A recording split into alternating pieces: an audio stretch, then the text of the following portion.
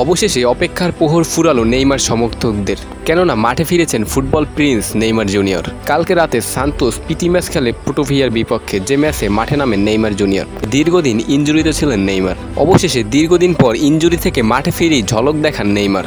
অবশ্য এটা নেইমারের জন্য নতুন কিছু নয়, প্রতিনিয়তই তিনি এটা করে থাকেন। একের পর এক ইনজুরির পরেও তিনি মাঠে নেমে তার সেই স্বভাবসুলভ পারফরমেন্সটাই উপহার দেন ভক্ত সমর্থকদের, যার ব্যতিক্রম হয়নি কালকের ম্যাচেও। ম্যাচের 20 মিনিটেই প্লান্টিক পায় সান্তোস, যে প্লান্টিক দিয়ে চোখ ধাঁধানো গোল করে সান্তোসকে এগিয়ে দেন নেইমার জুনিয়র।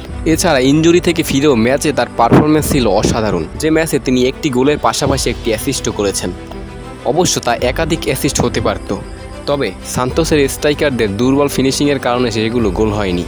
তবে নেইমারের পারফরমেন্স ছিলেন অসাধারণ, যা ব্রাজিল এবং নেইমার সমর্থকদের জন্য সত্যি খুশির একটা বিষয়, কেননা সেপ্টেম্বরে চিলির বিপক্ষে ব্রাজিলের ম্যাচ আছে। কার্লো আনচেলত্তির ভাবনায় নেইমার পুরোপুরি আছেন, আর নেইমারের এখন বর্তমান যা পারফরমেন্স তাতে বোঝাই যাচ্ছে সেপ্টেম্বরে চিলির বিপক্ষের ম্যাচে নেইমারের থাকার সম্ভাবনা অনেকটাই আছে।